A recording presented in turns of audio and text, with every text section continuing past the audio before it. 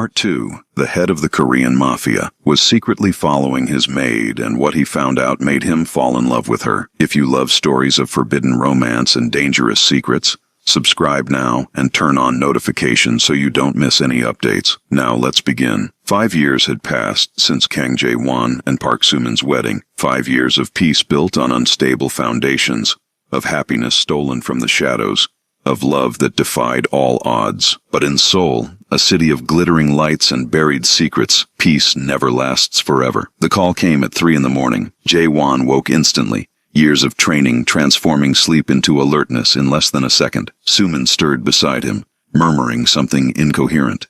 He touched her face gently before answering. "Sir." Secretary Yoon's voice was strained in a way Jae-won rarely heard. "We need to meet, immediately." "What happened?" A pause. "Too long. Your father, he's alive." The world stopped spinning. Kang Min-ho had died 15 years ago. Jae-won was certain of this because he himself had given the order. He had watched the body being carried away. He had stood beside the grave while dirt was thrown onto the coffin. He had felt the weight of that decision every day since. "That's impossible," he said, but his voice sounded distant, as if it belonged to someone else. "I know, sir, but we have proof. Photos, recordings, testimonies. He's alive, and he's coming back." Jae-won hung up the phone and stood motionless in the darkness for a long moment. Soo-min was fully awake now, sitting up in bed with concern stamped on her face. "What is it? What happened?" He turned to her, and for the first time in years, Soo-min saw fear in her husband's eyes. Real fear, the kind that comes from facing something you thought you had buried forever. "My father," Jae-won said slowly, as if testing each word. "He's alive." Soo-min felt her blood run cold. She had heard the stories about Kang Min-ho, the brutality, the cruelty, the way he had beaten his own son and let his wife die from neglect. Jae-won rarely spoke of him, but when he did, his voice carried the weight of old wounds that had never fully healed. "How is that possible? You told me he died years ago." "I thought he did." Jae-won ran a hand through his hair, a gesture of vulnerability she rarely saw. "I was wrong." He began to dress, his movements mechanical, automatic. Soo-min got up and grabbed his arm, forcing him to look at her. "Whatever this is," she said firmly, "we face it together, remember?" He looked at her, this woman who had saved him in ways she would never fully understand. The fear in his eyes softened slightly, replaced by something warmer. "I remember," he said. "But Soo-min, my father, he's not like Junik or any of the enemies we've faced. He's worse, much worse. Then tell me everything." And so, in the gray light of approaching dawn, Jae-won finally told his wife the complete truth about his past. Kang Min-ho had built the BO syndicate from nothing. He had started as a street thug in Busan, working his way up through violence and cunning until he controlled half the organized crime in South Korea. He was brilliant, ruthless, and completely without mercy. Men who crossed him didn't just die, they disappeared, along with everyone they had ever loved. He believed in making examples, in ensuring that the price of betrayal was so high that no one would ever dare consider it. Jae-won's mother had been Min-ho's one weakness, the only person who could reach the humanity buried deep inside him. She was a teacher when they met, gentle and idealistic, everything he was not. Their courtship had been a scandal. Her family disowned her. His associates questioned his judgment. But Min-ho was obsessed with her, and what Kang Min-ho wanted, Kang Min-ho took. For a while, they were happy, or at least, as happy as anyone could be living in the shadow of such darkness. Jae-won was born, and Min-ho seemed to soften slightly. He would come home earlier, spend time with his son, even laugh occasionally. Those were the golden years, though Jae-won only recognized them as such in retrospect. When his mother got sick, everything changed. At first, Min-ho spared no expense. The best doctors, the most advanced treatments, private rooms in the finest hospitals. He sat by her bedside for hours, holding her hand, whispering promises that everything would be all right. But the illness dragged on. Months became years. The costs mounted, not just financially, but emotionally. Min-ho began to resent her weakness, her needs, the way she diverted his attention from his empire. He started making excuses to stay away, delegating her care to nurses and servants. He stopped paying for the experimental treatments, said they were too expensive, that they weren't working anyway. Started spending more time with his lieutenants than at her bedside. And when she finally died, hollow-eyed and abandoned in a hospital room that had once been full of flowers but now stood empty, he showed no grief at all, only relief. Jae-won was 12 years old. He had watched his mother fade away, had begged his father to do more, to try harder, to care, and he had learned a lesson that would shape the rest of his life. Love, in the Kang household, was conditional, and conditions could always change. He killed her, Jae-won said flatly, not with his hands, but with his indifference. He let her die because she had become inconvenient. Suman's heart ached for the boy he had been, the boy who had watched his mother fade away while his father counted money and built his empire on the bones of the innocent. What happened next? Minho became worse. Without my mother to soften him, there was nothing holding back his cruelty. He beat me for the smallest mistakes, locked me in dark rooms for days, told me constantly that I was weak, worthless, a disappointment. He said I had too much of my mother in me, that I needed to have it beaten out. Jae-won's voice was steady, but his hands were clenched into fists, the knuckles white with tension. When I turned 17, I started planning. I watched everything he did, memorized his patterns, identified his weaknesses. I spent 3 years building alliances, finding people within the syndicate who hated him as much as I did. There were more than I expected. My father had made many enemies, even among his own men. He paused, lost in memory, and when I was 20, I made my move. I had everything planned to the minute.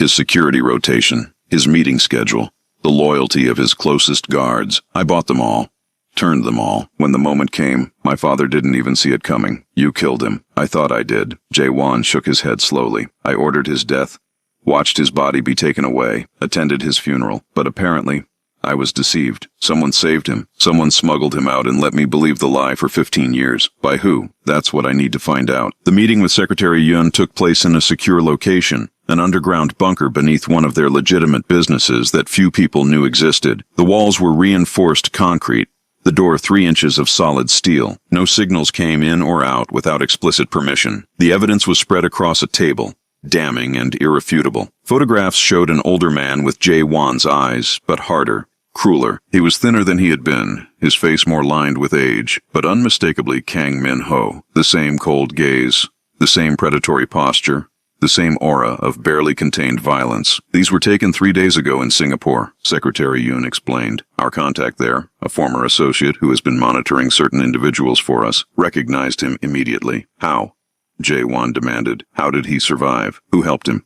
We're still investigating, but from what we've gathered so far, one of your lieutenants at the time, a man named Cho Sung-jin, arranged the deception. He was in charge of body disposal. He switched the corpses, smuggled your father out of the country, while everyone else believed he was dead. Cho Sung-jin, Jae-won repeated. The name was familiar. A ghost from his early days of leadership. He was loyal to my father from the beginning, one of his original men from Busan. Yes, sir. He served you faithfully for 2 years after the coup before dying in what was reported as a car accident. Apparently, not an accident. Secretary Yun's expression was grim. It seems your father eliminated him once he was no longer useful. We found records of a significant payment to Sung Jin's family shortly before his death. Hush money, we believe. Jae-won studied the photographs, searching for something he couldn't name. Answers, perhaps. Or maybe just understanding of how he had been deceived so completely. Why now? He's been in hiding for 15 years. Why reveal himself now? Secretary Yun hesitated. Speak, Jae-won commanded. Our intelligence suggests he's been building his own organization. Different territory, different operations, but substantial. He started small, in the ports of Southeast Asia, and has been expanding steadily. Human trafficking, drug manufacturing, weapons dealing, all the things you've moved away from. He's been watching me, Jae-won realized. Yes, sir. For years, he's been monitoring your transformation of the syndicate, your marriage, everything. And there are rumors that he's made contact with several of your current enemies. The remnants of the Huang clan, the Chen family in Hong Kong, others. He wants revenge. Yes, sir. And he wants what you took from him. He wants the syndicate back. Jae-won straightened, and the fear that had clouded his eyes began to transform into something else. Something harder, colder, more familiar. The ghost of Gangnam, dormant for years, began to stir. Then he'll have to take it from me. The first attack came 3 days later. Suman was at the hospital with Han, now a bright 10-year-old who had developed a fascination with medicine. The girl spent hours watching medical dramas, asking questions about procedures and diagnoses, declaring with absolute certainty that she would become a doctor someday. Suman encouraged this dream, seeing in Han's passion the same determination that had driven her own survival all those years ago. They were visiting the children's ward, where Han volunteered every Saturday. The hospital had been one of Jae-won's first major philanthropic investments, transformed from a struggling public facility into one of the best pediatric centers in Seoul. Han loved coming here, reading stories to young patients, playing games with children who were too sick to leave their beds. Suman watched her niece with pride, as the girl made a sick boy laugh with her animated reading of a fairy tale. She did different voices for each character, jumping up and down with excitement during the action scenes. The boy, pale and thin from chemotherapy, giggled with genuine joy. This was the life they had built, a life of purpose and connection, of using their resources to help rather than harm. Jae-won had taken the dark empire his father created and was slowly, painfully, transforming it into something better. It wasn't perfect. There were still shadows, still compromises that made Suman uncomfortable, but there was progress, real, meaningful progress. She didn't notice the men approaching until it was almost too late. There were 4 of them, dressed as hospital orderlies, but moving with military precision. Their uniforms were slightly wrong, the shoes too practical, the posture too alert. Suman's instincts, sharpened by years of living in Jae-won's world, screamed a warning. "Han," she said quietly, keeping her voice calm and steady. "I need you to go find Nurse Kim right now, but I'm not finished with the story. The boy wants to hear the ending. You can come back and finish it later. Right now I need you to go." Something in Suman's voice made the girl look up. She had learned in her years with Aunt Suman and Uncle Boss to recognize when adults were serious.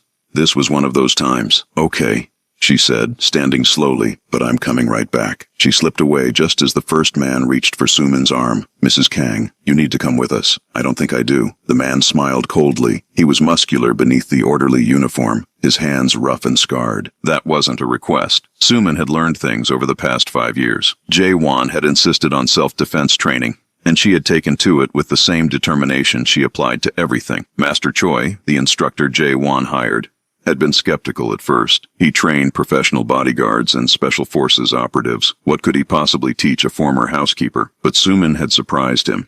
She wasn't strong, wasn't fast, wasn't naturally aggressive, but she was smart, observant, and ruthlessly practical. She learned to read body language, to anticipate attacks, to use her small size as an advantage rather than a weakness. She wasn't a fighter, not really, but she knew how to survive. She grabbed the man's wrist as he reached for her, twisted it at the angle Master Choi had taught her, and drove her elbow into his throat. He stumbled back, choking, eyes wide with surprise. The second man lunged at her, and she sidestepped, using his momentum against him, pushing him into a medication cart that crashed to the floor with a tremendous noise. Bottles shattered, pills scattered everywhere, and the man went down in a tangle of metal and plastic. The third and fourth men were more cautious now, circling her, blocking the exits. "We don't want to hurt you," the third man said. "Not permanently, but we will if you don't cooperate." Hospital security responded to the noise within seconds. Alarms blared, running footsteps echoed in the hallway. The attackers, realizing they had lost the element of surprise, exchanged glances. "We go," the leader said. Now they fled.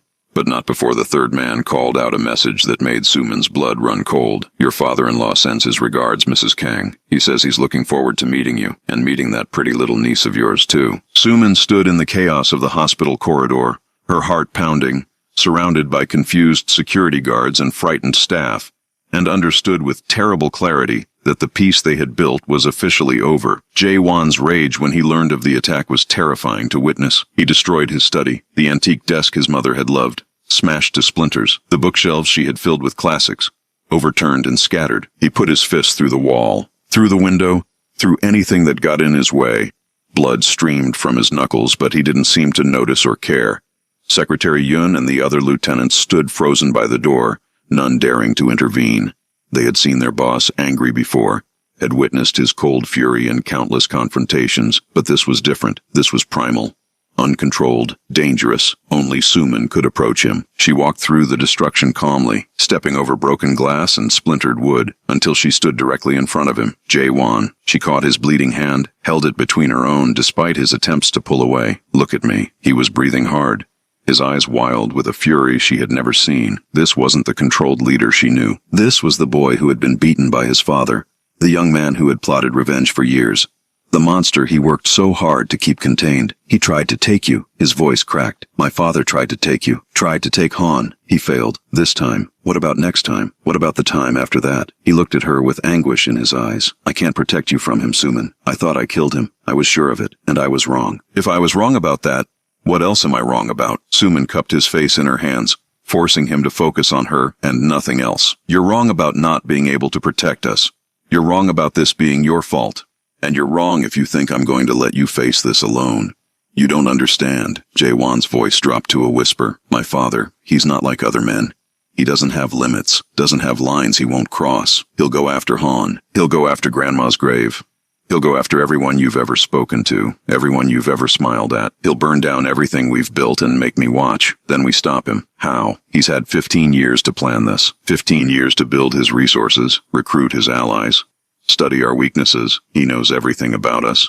We know almost nothing about him. We're playing catch-up in a game he started before we even knew we were playing. Suman was quiet for a moment. The room was silent except for Jae-won's ragged breathing and the distant sound of servants trying to figure out what was happening. Then she said something that surprised everyone in the room, including herself. Maybe we need to change the game. What do you mean? Your father expects you to fight like he would. Violence for violence. Power against power. He wants you to become him, to prove that you're really his son, that all your talk of change was just weakness waiting to be exposed. Jae-won flinched at the words. But that's not who you are anymore, Suman continued. That's not how you've operated for years. You've built legitimate businesses, formed alliances with people outside the criminal world, created goodwill in communities that used to fear the BO name. You have resources he doesn't even understand. What are you suggesting? I'm suggesting we use everything. Politicians who owe you favors, business leaders who benefit from your investments, law enforcement contacts who would rather see your father gone than back in power, media connections who could expose his operations to the world. We fight him with everything we have, not just guns and soldiers. Secretary Yun stepped forward hesitantly. Mrs. Kang, with respect. Kang Min-ho is not the kind of man who can be defeated by political maneuvering. He's survived this long precisely because he operates outside those systems. No, Suman agreed, but he can be contained by those systems, isolated, cut off from the resources he needs to operate. His accounts frozen, his allies pressured, his operations exposed. He can't run an empire if no one will work with him. No one will hide him. No one will do business with him. She turned back to Jae-won. We turn his own strategy against him. He spent 15 years building up strength in secret. We spend 15 days. 15 weeks if we have to, tearing it all down. And while he's dealing with pressure from all sides, while he's scrambling to hold on to what he's built, that's when we find him. That's when we end this. Jae-won looked at his wife with something like wonder. When did you become a strategist? I've been watching you for 5 years. Listening. Learning. Some things rubbed off. Despite everything. Despite the blood on his hands, and the destruction around them and the terror of what was to come. A ghost of a smile crossed his face. My wife.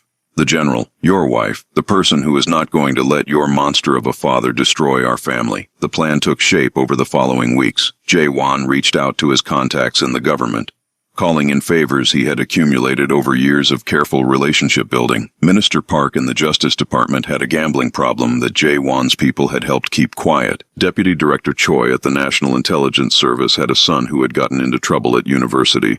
Trouble that had mysteriously disappeared. Senator Kim had accepted campaign contributions that weren't entirely legal through channels that couldn't be traced. One by one, Jae-won collected on these debts. He didn't threaten, didn't need to.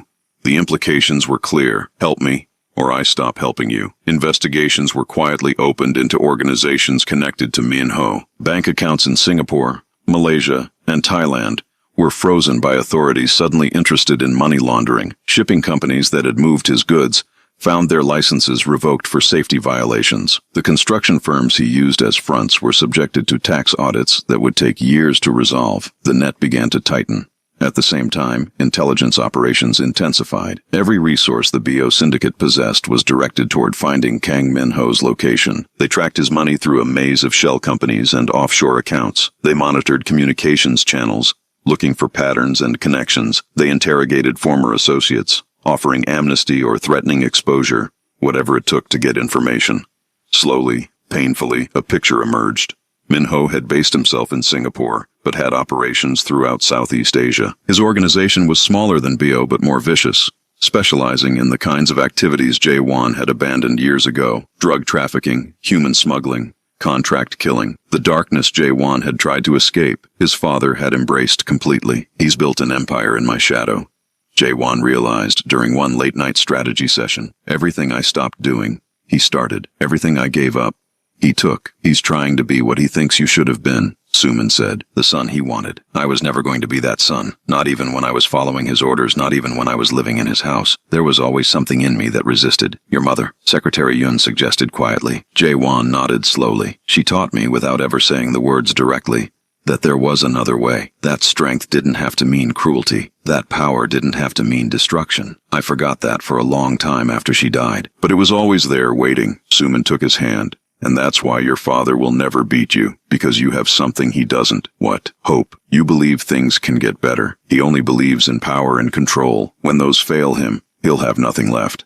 The war, because that's what it was despite the lack of open battles, continued for weeks. Minho's attacks became more frequent, but also more desperate. A car bomb that destroyed one of Jae-won's warehouses, but killed no one. A cyber attack that temporarily disabled their banking systems, but was traced back and neutralized within hours. Threatening letters sent to Han's school, which only resulted in increased security and police involvement. He's testing us, Jae-won said during a strategy session. These attacks, they're not meant to succeed. They're meant to provoke, to make me emotional, to force me into mistakes. Then we don't give him what he wants. Suman replied. We stay calm. We stay focused. We stick to the plan. But it was hard to stay calm when threats seemed to come from every direction. Han's school received bomb threats. The girl had to be pulled from classes, educated at home by private tutors. She didn't understand why she couldn't see her friends, why she had to have bodyguards everywhere she went. She became withdrawn, sullen, scared in ways she didn't know how to express. I want to go back to normal, she told Suman one night, tears streaming down her face. I hate this. I hate all of this. Suman held her close. I know, sweetheart. I know. It won't be forever. Promise? I promise. It was a promise Suman wasn't sure she could keep, but she made it anyway, because that's what love required. Hope in the face of despair. Businesses connected to the syndicate were vandalized. Windows smashed. Fires set. Employees threatened. Some of them, the legitimate ones that employed ordinary people with ordinary lives, began to suffer. Workers quit out of fear. Customers stayed away. The dream of going fully legal began to seem more distant than ever. 3 of Jae-won's trusted lieutenants were killed in separate incidents, each one a message from his father. Lieutenant Park, who had been with Jae-won since the beginning, was found in his apartment with his throat cut. The word traitor was carved into his chest. Lieutenant Choi, who had helped plan the original coup against Minho, was shot during his morning jog. The killer was never found. Lieutenant Nam, who had overseen the legitimate business operations, was killed in what was staged to look like a robbery gone wrong. But the message was clear. No one is safe, Minho was saying. No one who stands with my son is beyond my reach. The psychological warfare was relentless. Minho wanted his son to feel hunted, helpless, afraid. He wanted to reduce Jae-won to the frightened boy he had once been. The child who flinched at every raised hand and cowered in dark rooms waiting for punishment. But Jae-won was not that boy anymore. I received another message from my father, he told Suman one evening. They were in his rebuilt study, the new furniture still smelling of fresh wood and leather. What did he say? He wants to meet, just the 2 of us. No weapons, no guards, father and son. Talking about the future. Suman's jaw tightened. It's a trap. Of course it's a trap, but he's also scared. The pressure is working. His accounts are being frozen faster than he can open new ones. His allies are starting to distance themselves. The Chen family in Hong Kong sent word yesterday that they're ending their partnership. He's running out of options. So what do you want to do? Jae-won was quiet for a moment, staring at the photograph of his mother that had been restored to its place on his desk. I want to end this.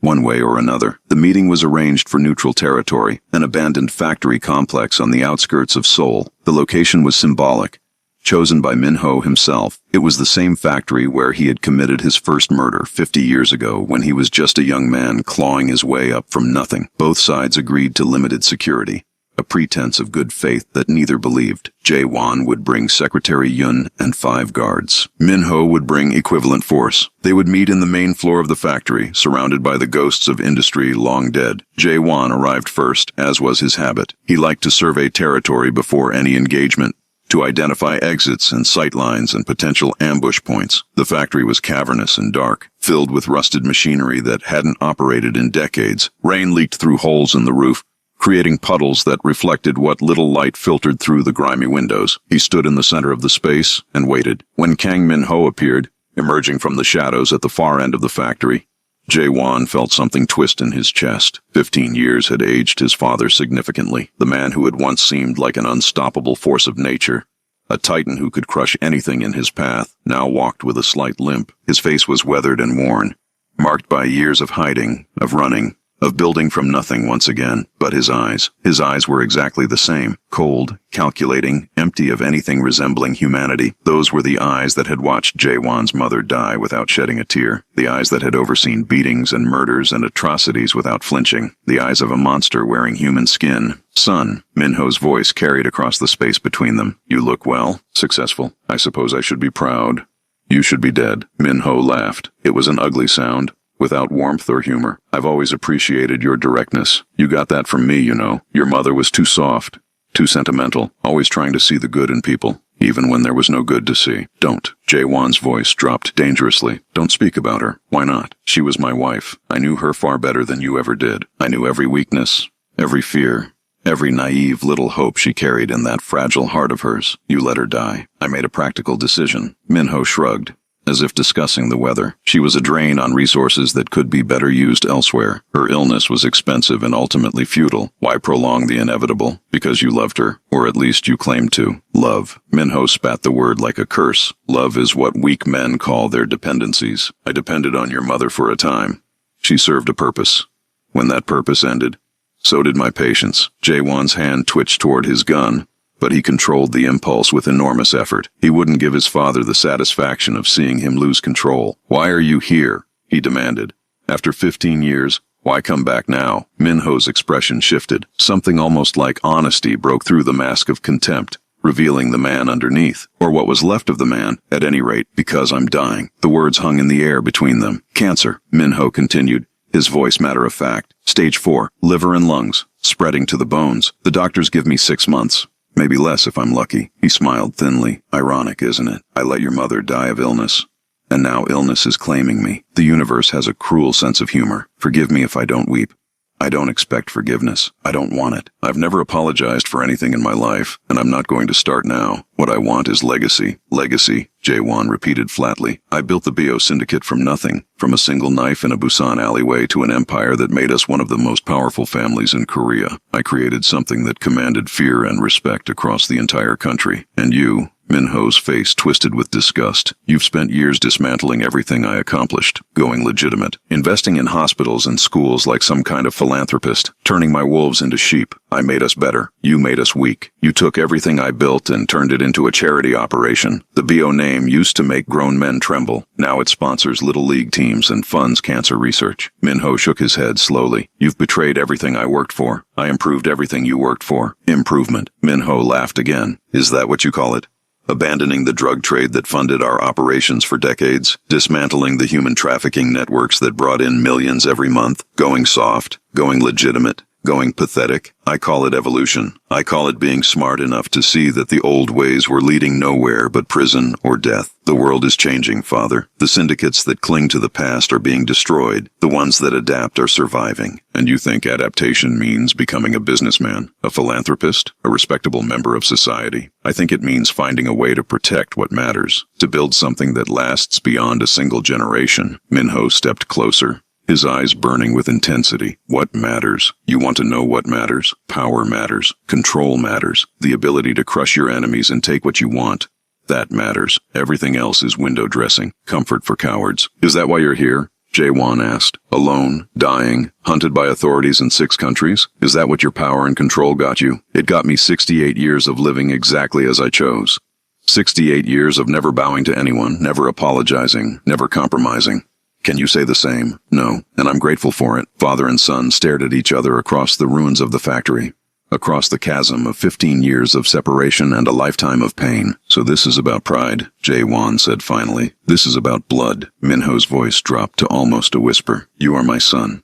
Whether you like it or not, my blood runs in your veins. My legacy should run through everything you do, and I will not die knowing that my life's work has been reduced to a charity operation run by a man who was too weak to be what he was born to be. You don't have a choice. You're dying, remember?" Minho smiled, and it was a terrible thing to see. Predatory, cruel, utterly without remorse. "That's why I'm not going to kill you, boy. I'm going to kill her." Jaewon's blood turned to ice. "Your wife," Minho continued conversationally. "She's the one who changed you. Before her, You were still my son, ruthless, efficient, willing to do what needed to be done. You might have softened the operations a bit, but you were still Kang Jae-won, the ghost of Gangnam. His smile widened. But after that cleaning woman got her hooks into you, you became something else. Something soft, something weak, something I don't even recognize. He shook his head with exaggerated sadness. Remove her, and you'll become what you were always meant to be. My true heir, the man who will carry on my legacy whether he wants to or not. If you touch her, Jae-won said, his voice deadly quiet, I will make you pray for death long before it comes. Big words, but you forget, son. I know you. I raised you. I created you. I know every weakness, every fear, every soft spot you try to hide. And I know that despite all your posturing, despite all your speeches about being better, there's a monster inside you, the same monster that's inside me. Min-ho leaned closer. All you need is the right motivation to let it out. Kill your wife. Kill that little girl you're so fond of. Kill everyone who makes you soft. And the real Kang Jae-won will emerge. The one I trained, the one I made, the one who will carry my legacy into the next generation. Jae-won moved before he even realized he was moving. He closed the distance between them in 3 steps, drawing his gun in a motion so smooth it looked choreographed. He had his weapon pressed against his father's forehead before anyone else could react. Secretary Yoon and the guards tensed. Min-ho's men, lurking in the shadows, reached for their weapons. The moment balanced on a knife's edge. Give me one reason, Jae-won hissed. One reason not to finish what I should have done 15 years ago. Min-ho didn't flinch, didn't even blink. If anything, he seemed pleased. Because if you kill me here, my people have orders to attack everyone you love. Your wife, that little girl she's so fond of, the old woman's grave, every friend, every ally, every person who has ever smiled at you. They'll all die, slowly. You're bluffing. Am I? Min-ho's eyes gleamed with malicious pleasure. You know me, son. You know I don't bluff. I made arrangements years ago. Dead man switches in a dozen locations. Kill me, and the orders go out automatically. And I promise you, what will happen to your precious family will make everything I did to you as a child look like a gentle caress. The seconds stretched like hours. Jae-won's finger rested on the trigger. The pressure was there, just a fraction away from ending everything, from killing the monster who had haunted his entire life, from finally being free. But his father's words echoed in his head. If he pulled this trigger, could he live with the consequences? Could he sacrifice Suman, Han, everyone he loved for the satisfaction of revenge? The monster inside him screamed yes, screamed that nothing mattered except destroying this creature who had caused so much pain, screamed that the world would be better off with Kang Min-ho dead, whatever the cost. But the man Suman had helped him become said no. He lowered the gun. Min-ho's smile widened into a grin of triumph. I knew it. I knew you didn't have the strength. Your mother's weakness, showing through again. This isn't weakness, Jae-won said quietly. This is strategy. He stepped back, putting distance between them. His gun returned to its holster. His breathing slowed, steadied, became controlled again. You're right that I've changed, he continued. But you're wrong about why. I haven't gone soft. I've learned that there are more effective ways to destroy an enemy than putting a bullet in their head. Min-ho's smile faltered slightly. Your accounts are frozen. Your allies are abandoning you. The authorities in 6 countries are building cases against you. The Chen family cut ties yesterday. The Vietnamese connections are being investigated as we speak. And now, thanks to this meeting, I have a recording of you confessing to planned murders. Jae-won pulled out his phone, showed it to his father. The recording app was clearly visible, the timer showing how long their conversation had been captured. Every word you said is documented. Your threats against my wife and child. Your plans to kill them. Your orders to your men. And in about 10 minutes, copies will be delivered to every law enforcement agency in Southeast Asia. Min-ho's face went pale with rage. You think that will stop me? I've evaded authorities for 15 years, when you had resources, when you had allies, when you had time. Jae-won's voice was calm, almost gentle. You don't have any of those things anymore, father. You're a dying man with no money, no friends, and now no escape. I'll kill her, Min-ho snarled, all pretense of composure gone. I'll kill them all before they can take me. No, you won't. On cue, Secretary Yoon and the guards stepped forward, but they were not alone. From other parts of the factory, from shadows and hiding places, more figures emerged. Men in suits who were clearly not syndicate members. These gentlemen are from Interpol, Jae-won explained, his voice steady. They've been very interested in your activities. I promised them full cooperation in exchange for protective custody for my family and immunity for certain past activities. You brought the law. Minho's voice rose to a shout. You brought the law against your own father? You're not my father. You're the man who murdered my mother and spent my childhood beating me. You're a monster wearing human skin, and today the world finally gets to see you for what you really are. Minho looked around, finally understanding the trap that had closed around him. His men were outnumbered. His escape routes were blocked. His leverage was gone. You planned this. He breathed. From the beginning, the meeting, the location, all of it. You lured me here. I learned from the best. You always said to know your enemy better than they know themselves, to anticipate their moves before they make them, to turn their strengths into weaknesses. Jae-won paused. I was paying attention during all those lessons, father, even the ones you didn't intend to teach. Minho's face contorted with fury. Then, suddenly, it went slack. The anger drained away, replaced by something Jae-won had never seen in his father before. Resignation. So this is how it ends, Minho said quietly. Outsmarted by my own son. Betrayed by my own blood. Captured instead of killed. This is how it ends. Jae-won agreed. Minho looked at him for a long moment. Really looked at him, perhaps for the first time since Jae-won was a small child. You're more like me than you want to admit, he said finally. No, Jae-won replied. I'm exactly who I want to be. That's the difference. You were always trying to force me into your mold, to make me a copy of yourself. But I chose a different path. I chose to be better, and that's something you'll never understand. The Interpol agents moved forward, handcuffs ready. Minho offered no resistance. There was no point anymore. The game was over, and he had lost. But as they led him away, he called out one last time. She'll destroy you, son. That woman you love so much. Love always destroys men like us.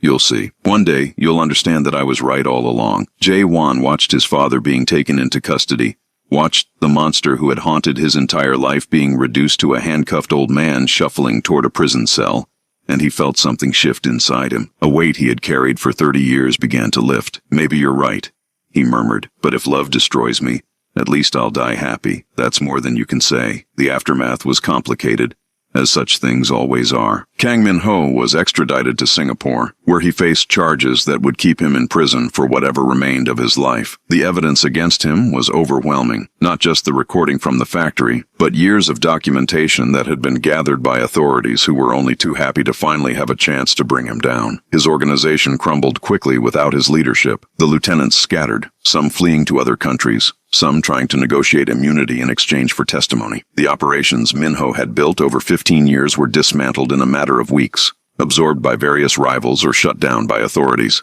The BO syndicate emerged from the crisis stronger than before, though not in the way Jae-won had expected. His willingness to work with law enforcement, his strategy of using legal pressure rather than pure violence, earned him grudging respect from both the legitimate and criminal worlds. He was seen as a new kind of leader, one who understood that the old ways were dying, that adaptation was the only path to survival. But more importantly, the crisis had revealed the depth of support he had built over the years. Employees who could have fled had stayed. Allies who could have abandoned him had stood firm. Even some of his rivals, people who had every reason to want him weakened, had refused to cooperate with Minho. You've built something real, Suman told him one evening after the worst of the crisis had passed. Something that isn't based on fear. I built it with you, he replied. None of this would exist without you. She smiled and took his hand. We built it together. That's how it works. The months that followed brought gradual healing. Han returned to school, surrounded by security but slowly regaining her confidence. She had nightmares sometimes, dreams about men in hospital uniforms chasing her through endless corridors. But with time and therapy and love, the nightmares grew less frequent. The legitimate businesses recovered, stronger than before. The hospital expanded its pediatric wing. The technology investments began paying dividends. The charitable foundations reached more communities. Jae-won still carried the weight of his past, the people he had hurt, the choices he couldn't undo. But he also carried hope now, the belief that redemption was possible, not through grand gestures, but through daily choices. Each day, he chose to be better than the day before. Each day, he chose love over fear. Suman insisted on visiting Minho in prison before his death.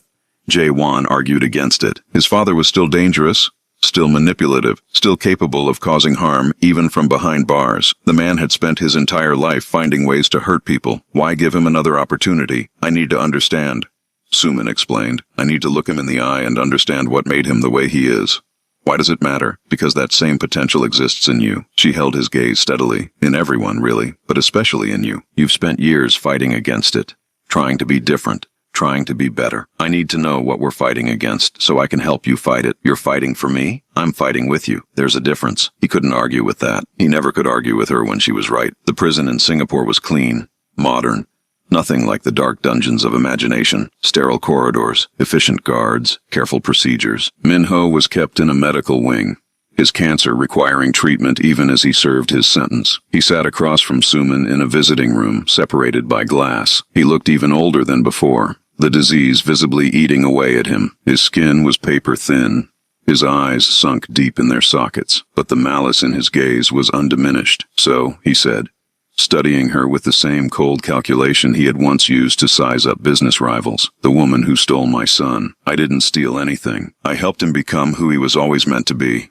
A cleaner, a housekeeper. Min-ho's lip curled. He could have had princesses, could have had the daughters of presidents and crime lords. Instead, he chose you. Yes, Suman agreed simply. He did. You must be very proud of yourself. I am, actually. Proud of him. Proud of us, proud of what we've built together. Min-ho seemed thrown by her directness. He had expected fear, perhaps. Nervousness, at least. This was the man who had tortured and killed, who had threatened her life and the life of a child. By all rights, she should have been terrified. Instead, this ordinary woman faced him with perfect calm. Why are you here? He demanded. To tell you that you failed. Suman leaned forward slightly, her voice steady. You tried to destroy him. When he was a child, you tried to break him with beatings and cruelty. When he grew up, you tried to take everything he built with threats and violence. But you failed. He's stronger than you ever were. Is he? Min-ho sneered. Because from where I'm sitting, he looks like a man who was too weak to kill his own father. That's exactly my point. Suman's voice remained calm, patient, as if explaining something to a child. Killing you would have been easy. Any fool with a gun can kill. What Jae-won did was harder. He beat you at your own game using strategy and patience and allies you never even knew existed. He proved that he's not just different from you. He's better than you in every way that matters. Better. Min-ho spat the word. He's softer, weaker, more willing to compromise. He's capable of love. That makes him stronger, not weaker. Love, that word again. Carrying contempt. Love is what weak people use to justify their dependencies. It's a chemical reaction in the brain that clouds judgment and creates vulnerability. Is that what you really believe? That's what I know. I've seen it countless times. Men destroyed by their feelings for women, children, families, brought down by the very things they thought made them strong. Then explain your mother. Min-ho went very still. Your wife, Suman continued. Jae-won told me about her, about how you pursued her, obsessed over her, made her the center of your world, about how you sat by her bedside for hours when she first got sick, about how losing her destroyed something inside you that never grew back. That's different, is it? It sounds like love to me. The kind of love you claim makes people weak, but it made you do extraordinary things, didn't it? Made you softer, kinder, more human. Until you got scared. I wasn't scared. You were terrified. Suman's voice was gentle now. Almost compassionate. You loved her so much that the thought of losing her was unbearable. So instead of staying with her, instead of being there as she died, you pushed her away. Let her go. Told yourself it was practical. But really you were just running from your own feelings. Min-ho said nothing.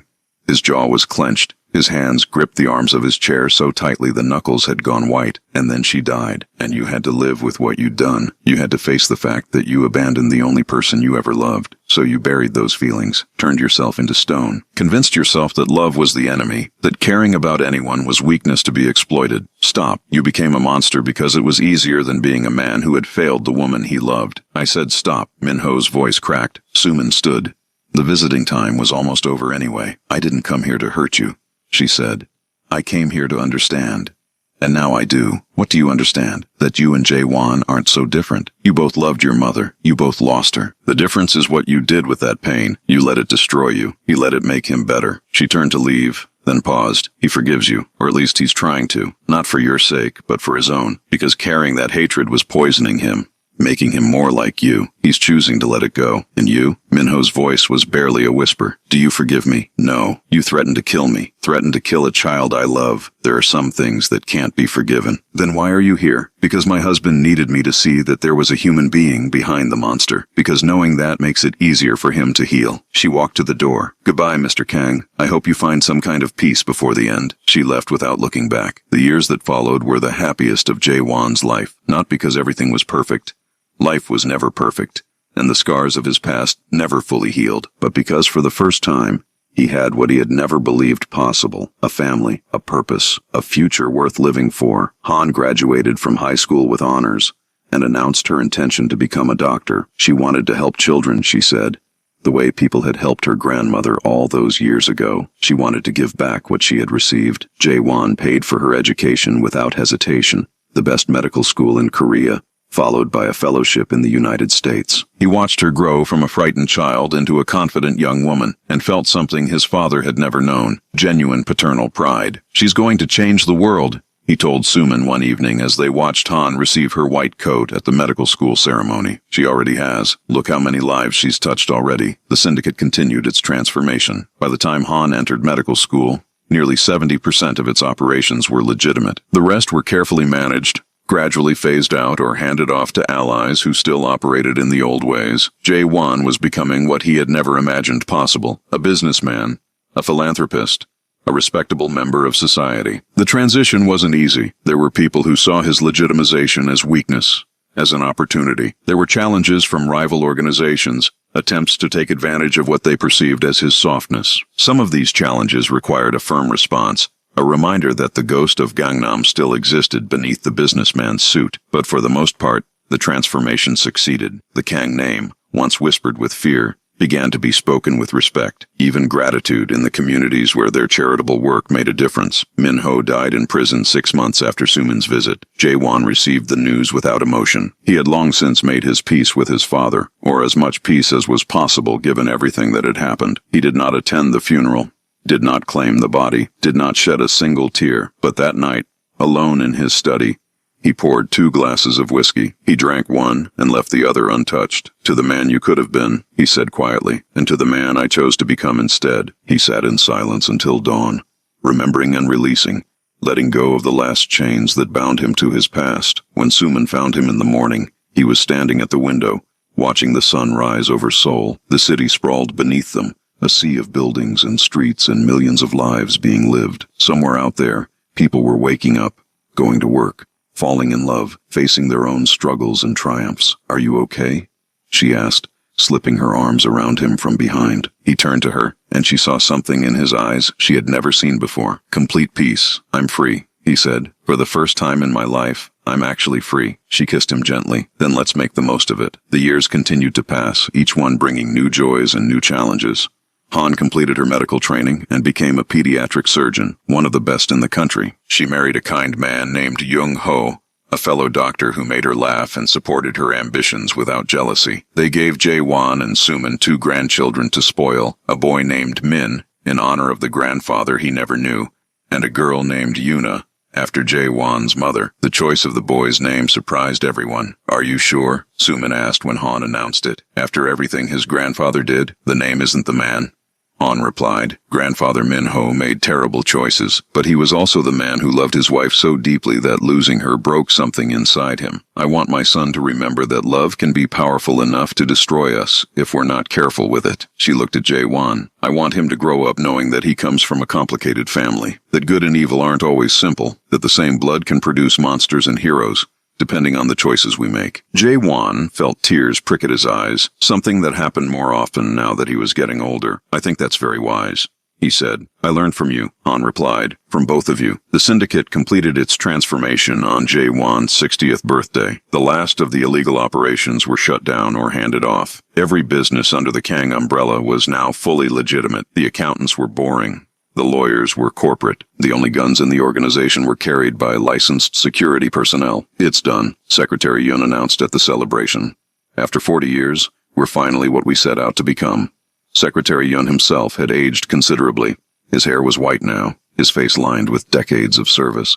But his eyes were still sharp, still watchful, still utterly loyal. "You've served this family for 50 years. Jae-won told him, "Through my father's reign and mine, through the dark times and the light. It has been my honor, sir. I think it's time you retired, enjoyed life a little, found out what you've been missing." Secretary Yun's expression didn't change, but there was a flicker of something in his eyes. Surprise, perhaps, or uncertainty. "What would I do, sir?" "Whatever you want. Travel. Read. Fall in love. You've spent your entire life serving the Kang family. Spend the rest of it serving yourself." Secretary Yun was quiet for a long moment. "I'll think about it," he said finally. He did retire eventually, bought a small house near the ocean, took up fishing of all things. He lived another 10 years, peaceful years, free from the violence and intrigue that had defined most of his life. At his funeral, Jae-won wept openly. The man had been more of a father to him than his actual father had ever been. Jae-won and Suman grew old together, their love deepening with each passing year. They fought sometimes, disagreed often, and challenged each other constantly. They had arguments about money and grandchildren, and whose turn it was to choose what to watch on television. Small arguments, domestic arguments, the kind of arguments that only happen when two people are completely comfortable with each other. But they never doubted that they belonged together. On their 40th wedding anniversary, they returned to the hospital where they had first faced danger together. It was barely recognizable now, transformed from a struggling public facility into one of the best pediatric centers in Asia. The Kang Foundation had funded expansion after expansion, adding wings and equipment and programs that served thousands of children every year. "Do you remember?" Suman asked as they walked through the gleaming corridors. "Those men who tried to take me." Jae-won's arm tightened around her instinctively. "Even after all these years, I remember wanting to burn the world down to find you, and I remember knowing that you would come. Always," he said. "I'll always come for you." They visited the children's ward, where young volunteers read stories to sick patients. The tradition Han had started all those years ago had grown into a formal program, with dozens of volunteers and hundreds of children served. She loved coming here, Suman said, watching a teenage girl make a sick boy laugh with her animated reading. "I think it was when I knew she was going to be someone special. She was always someone special, just like you." Suman looked at him, this man who had been monster and savior, enemy and lover, stranger and soulmate. "What made you save my grandmother all those years ago?" she asked. "You never really explained." Jae-won was quiet for a moment, remembering that young woman who had argued semantics with a crime boss in his own kitchen. "I told you that you reminded me of someone I used to be." "I remember. I lied." He smiled softly. "You didn't remind me of anyone. You were completely new, completely unexpected. Someone who should have been afraid of me but wasn't. Someone who was carrying an impossible burden but never complained. Someone who made me feel, for the first time in years, that maybe there was more to life than power and control. So it wasn't strategy, it was falling in love," he admitted, "before I even knew what was happening. You walked into my kitchen and changed everything." Suman took his hand. "We changed each other." "Yes," he agreed. "We did." The end came peacefully, as such things go. Kang Jae-won died in his sleep at the age of 82. His wife was holding his hand, as she had held it through triumph and tragedy, through joy and sorrow. Through all the years of their extraordinary life together, he slipped away in the quiet hours of the night, between one breath and the next. No pain, no struggle, just a gentle release, like a long-held sigh finally let go. Suman didn't cry at first. She sat beside him as the dawn light crept through the windows, holding his hand even though it was growing cold. She remembered the first time she had seen him, terrifying in his power, and the first time he had smiled at her, revealing the lonely boy beneath the monster's mask. She remembered their first kiss.